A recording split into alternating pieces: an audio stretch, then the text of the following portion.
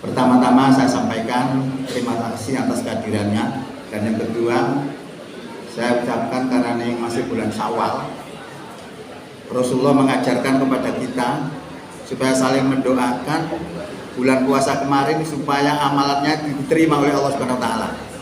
Oleh karena itu ucapannya adalah taqabbalallahu minna wa minkum. Semoga Allah menerima amalan kami dan amalan panjenengan semua. Itu yang diajarkan oleh Rasulullah kepada kita semua. Nah, pada hari ini saya lihat acara ini halal bihalal. Artinya apa? Halal dengan halal, bukan halal biharam, atau bukan haram biharam, tapi halal bihalal. Artinya apa?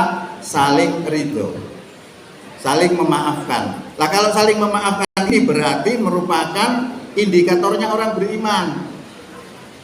Makanya orang beriman itu panjenengan lihat, nek riyo masih gak salah jaluk sepuro.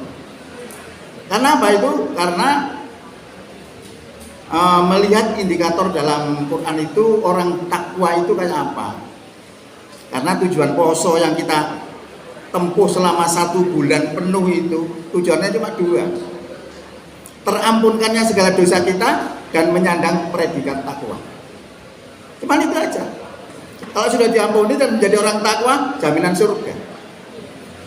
Karena Allah sudah sampaikan di dalam firman-Nya itu, uiddat lil muttaqin. Surga itu akan diberikan kepada orang yang takwa.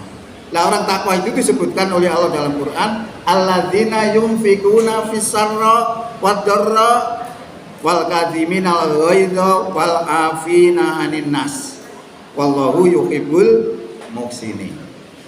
Orang takwa itu menafkahkan hartanya baik dalam keadaan sempit ataupun dalam keadaan lapang. Berarti orang iman takwa itu dermawan gitu. Ini perhatian orang-orang beriman kepada sesama manusia. Berarti ajaran Islam itu mengajarkan tentang sosial, kepedulian kepada orang lain. Jadi Islam itu tidak mengurusi hubungan manusia dengan Allah saja, tapi hubungan manusia dengan manusia juga diajarkan. Nah, ini salah satu indikator nek wong iman itu gak mungkin meleki gitu. Senengane sedekah. Nah, sedekah itu panjenengan luar biasa kalau panjenengan tahu. Rasulullah pernah mengatakan as-shadaqatu tamnauna sab'una minal bala. Sedekah itu bisa menahan 70 bala. Kalau kita settingannya itu kodoknya itu dapat bala 70 macam. Karena kita gemar bersedekah tertahan 70 bala. Ini dasarnya sedekah. Bahkan Rasulullah juga mengatakan as-shadaqatu syai'un ajibun. Sedekah itu sesuatu yang ajaib. Lah ajaibnya itu bukan kalau diwirid ping 5.000 baru metu ajaibnya, tidak. Ajaib itu akan muncul kalau dilaksanakan. Sebab hakikatnya orang bersedekah itu belajar tidak terlalu cinta kepada dunia. Kalau terlalu cinta ketika pisah sakit. Kalau panjenengan kadung seneng bel lanang wedok, terus mari ngono salah satunya berkhianat, terjadi perpisahan, pasti sakit hati. Karena apa? Panjenengan cinta. Nah, saya tidak sakit karena saya tidak cinta. Itu rahasianya. Kalau terlalu mencintai itu akibatnya. Maka dalam ajaran Islam itu mencintai sesama manusia, sesama apa yang ada di dunia ini dibolehkan.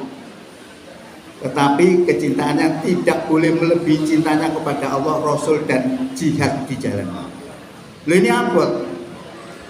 Kalau kita melaksanakan itu akan dapat merasakan lezatnya iman. Mengapa kadang-kadang kita itu beragama tidak terasa apa-apa? Karena kecintaan kita kepada dunia melebihi daripada cintanya kepada Allah, Rasul, dan jihad di jalan. Ini dilukiskan oleh Allah dalam Quran surat Taubat ayat 24. Qul in kana aba'ukum wa abna'ukum wa ikhwanukum wa azwajukum wa ashiratukum wa amwalun iktaraftumuha wa tijaratun taksawna kasadaha wa masakinu tardawnaha ahabba ilaikum minallahi wa rasulihi wa jihadin fi sabilihi fatarabbasu hatta ya'tiyallahu bi amri wallahu la yahdil qaumal fasiqin. Katakan Muhammad, jika bapak-bapakmu, anak-anakmu, saudara-saudaramu, istri-istrimu, kaum keluargamu, harta yang kamu kumpulkan perniagaan yang kamu takuti kerugiannya, rumah-rumah tinggal yang indah yang kamu cintai adalah lebih kamu cintai daripada cintanya kepada Allah, Rasul, dan jihad di jalannya. Fatarabbasu, maka tunggulah sampai Allah datangkan perintahnya. Dan Allah tidak memberi petunjuk kepada orang yang fasik. Ini bentuk cinta. Ya. Bentuk cinta kepada Allah itu seperti itu. Nah, ini bisa dilatih. Kalau kita mungkin merasakan beragama itu lezat, ya harus seperti itu. Cintanya kepada Allah harus lebih. Makanya Ibrahim disuruh menyembelih anaknya dilaksanakan karena apa? Cintanya kepada Allah lebih. Itu rahasianya. Oke, yang kemudian adalah alladzina yunfiquna fis sarra wal kadhiminal ghaidh. Orang beriman itu mampu menahan marah. Marah itu selalu ada di dalam diri manusia. Nah, kemarahan ini kalau tidak bisa ditahan bisa jatuh kepada dosa. Dosa yang dilakukan pertama kali di dunia oleh anak Adam terjadi ketika terjadi perkawinan antara saudara kandungnya. Kalau zaman Nabi Adam dulu kawin dengan saudara kandungnya itu halal. Kalau sekarang dosa. Kok bisa beda ya? Ajarannya macet tauhid. Tapi syariatnya jadi beda sesuai dengan kondisi manusia. Umpama anaknya Adam di kawin karo liya lho, manusia belum ada saat itu. Yang ada cuma anaknya Nabi Adam tok, ya pantes gitu. Nah, yang satu ini dapat kurang cantik, yang satu dapat cantik. Yang dapat kurang cantik ini ngamuk, marah. Lah marah tidak bisa tertahan, akhirnya saudara kandungnya dibunuh sendiri. Nah, ini namanya kemarahan yang tidak bisa terbendung. Lah orang beriman itu mampu menahan itu. Kemudian yang ketiga adalah wal afina anin nas, yaitu orang beriman itu, iman takwa itu suka memaafkan manusia. Lah kalau sudah bicara masalah maaf itu adalah masalah hati. Kalau sudah mau bilang masalah hati, orang itu bisa jatuh kufur, bisa jatuh syukur. Masalah hati. Kita ambil contoh. Bagaimana bentuk Rasulullah itu jadi dalam memaafkan manusia. Pada suatu hari ketika Rasulullah itu berjalan ke masjid, di tengah jalan gitu nih, cukup ini. Karena itu memang campur riak berketno. Itu ini raine man. Kalau tidak diperlakukan seperti itu kayak apa? Ngamuk enggak kita? Ngamuk karena terhina. Tapi Rasulullah tidak, karena yang dihina adalah pribadinya, bukan Islamnya. Ini luar biasa. Sudah dibiarkan, besoknya didoni mana? Ngerget malah ini. Bareng petelu gak muncul. Lha kok gak muncul? Ditolek-tolek mana ternyata sing ngidoni tadi itu jatuh sakit. Kira-kira kalau kita diperlakukan seperti itu dan tahu yang meludahi kita itu jatuh sakit, kira-kira ndongan ojo bongkol. Kira-kira bohong kalau wis itu kita. Coba Rasulullah dijenguk, disambangi, luar biasa. Akhirnya apa? Malu ini. Orang yang memperlakukan Rasulullah seperti itu malu. Masalah dia Islam. Ini namanya dakwah bil hal, dakwah dengan perbuatan. Itulah contoh kemaafan Rasulullah terhadap musuh-musuhnya. Masih banyak sebenarnya. Itu salah satu lah. Sekarang ini diwujudkan dalam halal bihalal. Artinya apa? Saling ridho meridho. Ya. Nah ini cuma adanya di Indonesia. Saya kerungu kabar dari Mbak ini Malaysia. Arab tidak dikenal halal bihalal itu. Ya, karena memang sejarahnya dulu itu ketika sholat Id lalu kemudian dikumpulkan oleh rajanya itu, kemudian diceramai sebentar, lalu salam-salaman, menjadilah halal bihalal. Nah, apakah itu termasuk bid'ah? Kalau kita bilang bid'ah secara bahasa, ya bid'ah. Tapi belum tentu bid'ah sebagaimana yang dikatakan bahwa itu sesat, belum tentu. Karena bid'ah itu juga termasuk kategori dilakukan oleh kita. Terawih itu bid'ah loh. Siapa yang ngomong? Umar bin Khattab. Rasulullah tidak pernah melakukan itu, jamaah tidak pernah. Terus pada waktu zaman Umar bin Khattab disatukan supaya menjadi satu imam. Lalu Umar bin Khattab ngomong, itulah sebaik-baiknya bid'ah. Bid'ah itu aja. Ya, jadi kalau kita bid'ah ngomong bid'ah secara bahasa ya wakeh. Ini ya bid'ah, udah ada sebegini dulu itu. Makanya dulu pakai badal. Allahu Akbar, terus yang belakang ngomong Allahu Akbar. Itu saja nih karena belum ada ini dulu itu. Memakai namanya badal. Nah itu kalau kita bilang masalah bid'ah. Ya, itu saya kira masalah terkait dengan hasil puasa yang akan kita ejawantahkan di dalam kehidupan kita. Kita tidak bisa mengukur bagaimana keimanan yang harus kita terapkan. Lihat di dalam Quran masih banyak. Itu terkait dengan masalah yang saya sampaikan tadi. Ada lagi karakter. Bagaimana karakter orang iman takwa itu mengerikan juga. Kita bisa-bisa dituduh sebagai radikal. Sekarang ini kan usumnya uang dikiring namanya moderasi agama. Sebenarnya kalau kita ngomong moderat dan radikal itu sulit. Karena itu dilakukan oleh Rasulullah semuanya. Radikal oke, moderat oke. Kalau kita buang radikal kemudian kita pakai moderat, itu namanya mengimani sebagian kitab, kufur kepada sebagian lain. Itu yang terjadi. Nah nanti sebenarnya kalau ada kajian lagi, bagaimana kita menjadi orang Islam yang baik, melaksanakan aturan Islam yang tidak melanggar aturan negara, dan bagaimana menjadi warga negara yang baik yang tidak melanggar Islam. Ini penting. Kalau tidak bisa itu maka terjadilah penyembunyian agama. Kalau terjadi seperti itu maka dilaknat oleh Allah. Jadi abot. Kalau jadi orang Islam itu abot. Tapi kalau kita memiliki ilmu tidak ada abot. Karena sesuatu yang dilarang oleh Allah kemudian kita langgar itu belum tentu melanggar. Babi dilarang dimakan. Tapi dalam kondisi tertentu kita makan oleh pahala. Nuruti Allah karena barang siapa terpaksa memakannya dan tidak menginginkan dan dalam memakannya tidak melampaui batas, fala isma alaihi, maka tidak ada dosa atasnya. Inilah kelenturan Indonesia. Nah, ini harus kita miliki, harus kita pahami sehingga kita bisa menempatkan diri di negeri Indonesia ini tetap melaksanakan Islam yang tidak melanggar aturan negara, menjadi warga negara yang baik yang tidak melanggar Islam. Ini penting. Ini memerlukan kajian khusus. Hadirin rahimakumullah. Kemudian yang terakhir saya sampaikan tentang masalah kemuhammadian.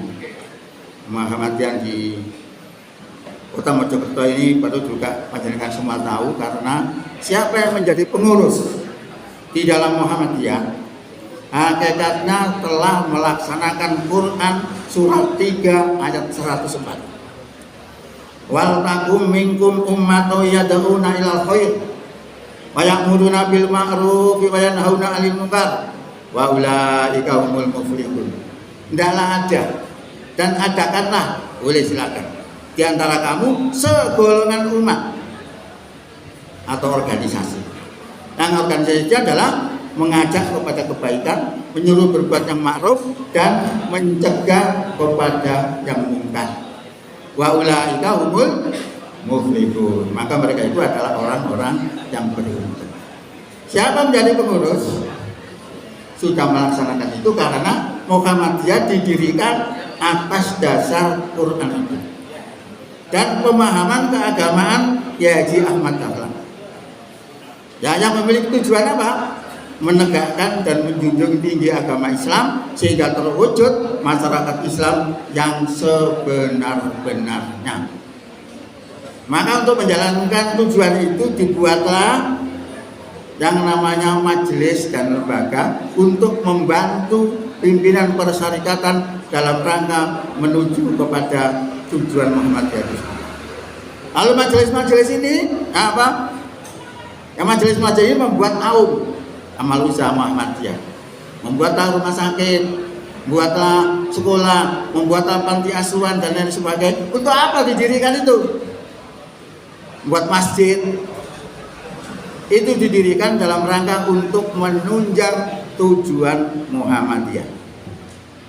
Jadi kalau di Mojokerto itu memang hubungan masih kurang serasi antara Aum dan pimpinan daerah itu. Karena apa? Tidak mengerti itu juga. Contoh, Ubudiyah, saya kepingin Ubudiyah Muhammadiyah itu sama. Itu akan bisa sama kalau kitabnya dipakai sama. Sekarang ini kitab yang dipakai tidak sama. Ada yang pakai APD, ada yang pakai hadis lain, ada yang mendatangkan orang lain di luar Muhammadiyah menyampaikan hadis sehingga diperdomaninya. Kalau satu contoh, Sami Allah liman hamidah, anjlok. Ana sing Sami Allah liman hamidah, sendakep. Bingung. Sebenarnya nggak bingung kalau panjenengan ngerti tentang PHIWM, pedoman hidup Islami warga Muhammadiyah. Kalau terjadi perbedaan pendapat itu larinya kemana? Kembali kepada aturan organisasi. Sekarang saya beritahu, yang namanya iftitah doa, iftitah itu ada 8. Ya, kenapa panjenengan milih Allahumma ba'id? Padahal ini wajah iya lilati fatoros sama watil itu juga boleh. Mengapa kau milih Allahumma ba'id? Nah, dasarnya ini wajah itu juga ada hadisnya, yang lain juga ada hadisnya. Itu karena sebenarnya kita berada di organisasi begitu. Kalau terjadi beda pendapat, turutilah ketentuan organisasi itu. Nah, itu dirangkum di dalam yang namanya HPT, Himpunan Putusan Tarjih. Sudah diatur semua, dipakai adalah Allahumma ba'id. Sama dengan kita. Kalau yang beda pendapat ya seperti itu. Ya. Kemudian kita sekarang mengukur kondisi kita di Mojokerto ini, kalau dibandingkan dengan PDM-PDM di tempat lain itu masih jauh nih. Apalagi kita lihat di Surabaya, Sidoarjo, di Lamongan, wes karena apa nih?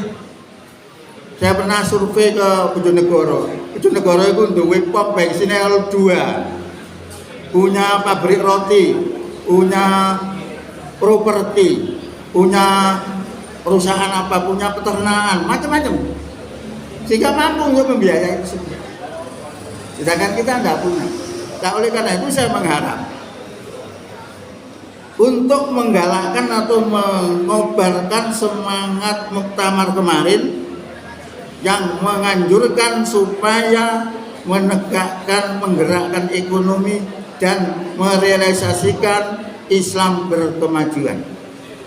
2 ini yang direkomendasi. Nah, saya lihat di Mojokerto ini peluang ekonominya itu kurang tak itu. Ya, sekarang panjenengan lihat, ono kegiatan larinya kemana? Dananya, jalur PDN, lo PDN itu kan di. Nah, itu harus dipikirkan. Nah, kalau wilayah-wilayah itu membuat kegiatan tambah jalur, kalau kita kan enggak, sehingga sangat parah. Nah, ini harus kita berubah. Sebenarnya banyak peluang-peluang kalau kita mau untuk membuat ekonomi. Saya anjurkan juga kemarin itu pemuda datang ke saya, buatlah suatu usaha. Ini misalnya di tempat ini ada peluang, dulu ada pengajian sekarang terklaim-perakkan seperti itu. Nah, ini kalau sinangan ini kan dapat pemasukan uang. Nah, ini ada yang nangani, gregetnya masih kurang. Nah, ini harus ditumbuh kembangkan supaya apa? Supaya hidup semua ini, organisasi ini. Kalau organisasi ini tidak hidup, terus kenan. Ini sono sing ngenyek. Oh, PDM ini jalan di tempat. Loh, jalurnya jalan di mana? Jalan Brawijaya tanya. Bagaimana kita mengukur itu jalan di tempat kalau kita nggak ngerti tujuan, nggak ngerti programnya Muhammadiyah? Bagaimana kita akan mengukur? Nah, kita baru tahu tujuannya apa, programnya kayak apa, kemudian nggak berhasil baru dikomentari. Program aja nggak tahu kok komentari. Ya jelas nggak jelas, nggak pas gitu ya. Nah, saya berharap begitu karena saya lihat aum di kota kita ini hampir setengah apa ya? Setengah hidup, setengah mati. Kecuali sekolah itu SD itu isi sederhana. Lainnya parah. Padahal sumber penghasilan itu dari aum. Rumah sakitnya juga begitu. Karena apa ini faktor zona, ya. Faktor zona juga faktor kalau sekolah itu negeri-negeri itu diberi kebebasan untuk membuat rombel-rombel. Dibuatlah sekali membuat 14 kelas. Gak umum swasta nih, makanya banyak swasta yang tebal. Saya lihat tuh ada 4 SMK itu sudah tidak berfungsi lagi. Karena itu, nah saya akan berusaha. Tadi saya ngoling sama Pak Sobat. Terkait saya kepingin audiensi sama wali kota. Akan saya tunjukkan kebijakan-kebijakan yang dibuat itu merugikan orang-orang swasta, termasuk sekolahan, termasuk rumah sakit. Saya kepingin untuk membuka keran itu melalui dialog dulu. Kemudian saya buatkan surat resmi. Itu yang di kota. Kemudian yang di kabupaten juga demikian. Di kabupaten itu dengan zona itu yang diuntungkan memang rumah sakit Sakinah. Rumah sakit Sakinah jangan tahu, PDM itu dibayar uang situ 7 juta. Dibayari uang itu 49 juta tiap bulan. Tiap tahun diumrohkan sebanyak 50 orang. Bayangkan. Mojokerto, Anda tanya. Nah ini yang akan saya buka keran itu bagaimana supaya kota membuka zona itu, kabupaten juga membuka zona itu. Supaya seperti dahulu saling bersaing tergantung pelayanan kita. Nah sekarang ini tidak bisa. Rumah sakit itu cuma 2 daerah toh. Betul gitu. Rumah sakit itu dapat jatah 2 daerah aja. Berapa? Ya? 3, 2. Nah, 2. Rumah sakit sama Mojokerto itu banyak jumlahnya. Wongnya gak sepiro akeh. Nek kabupaten rumah sakit titik wongnya akeh. Yo ndek Sakinah.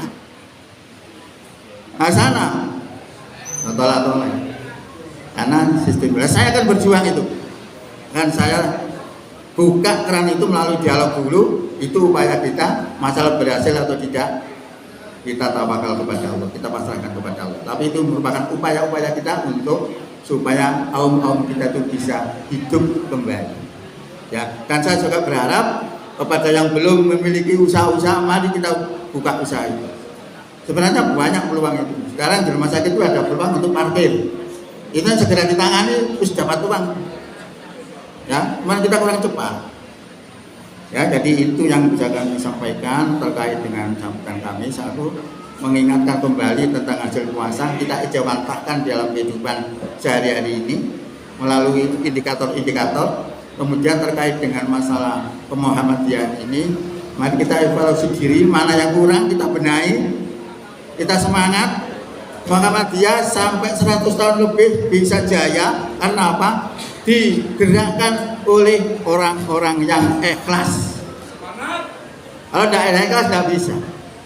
Akan kelihatan nanti ketika jadi pengurus pasti dia minta keluar karena tidak ada apa-apanya. Nah, niatan kita di Muhammadiyah adalah jihad fisabilillah. Baru nanti akan punya semangat sampai sekarang. Itu yang bisa kami sampaikan, mudah-mudahan manfaat. Billahi taufiq wal hidayah. Assalamualaikum warahmatullahi wabarakatuh.